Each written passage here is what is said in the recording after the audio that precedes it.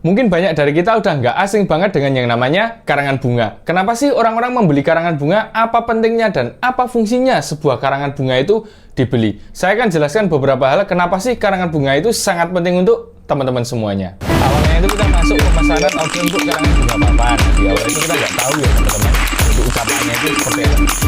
Tunggu kita datang ke kotamu!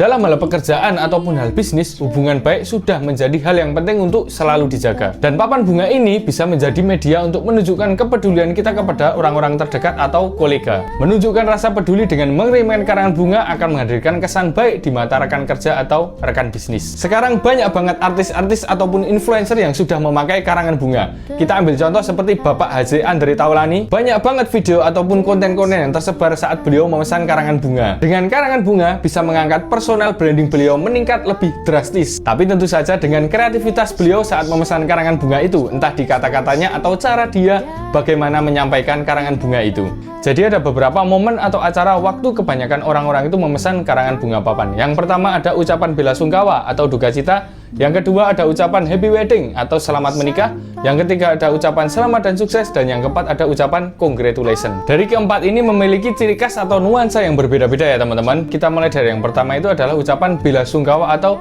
duka cita. Salah satu fungsi papan ucapan bela sungkawa atau duka cita itu adalah memberikan simpati kepada seseorang. Jadi wujud simpati yang diberikan melalui karangan bunga kepada orang yang sedang terkena musibah atau kehilangan orang yang disayangi, dia bisa merasa simpati atau merasa lebih dekat dengan orang yang mengirimkan karangan bunga. Poinnya, mengirimkan karangan bunga ucapan bela sungkawa menunjukkan bahwa kita peduli dan berempati kepada mereka yang sedang berduka. Yang kedua ada ucapan happy wedding atau selamat menikah. Sesuai namanya, karangan bunga papan happy wedding atau selamat menikah diberikan kepada mereka yang sedang melangsungkan pernikahan.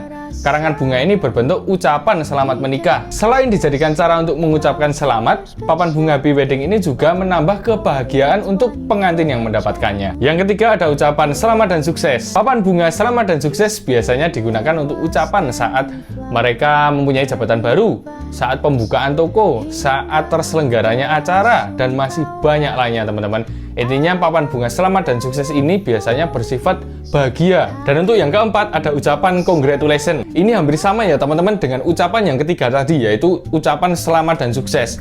Cuman untuk ucapan congratulations itu dia lebih dominan ke pembukaan toko atau terselenggaranya sebuah event. Dengan ucapan congratulations ini saat teman-teman membuka sebuah toko baru atau grand opening sebuah cafe, dia akan lebih menarik minat untuk orang-orang melihat cafe atau toko teman-teman. Karena sifatnya yang menonjol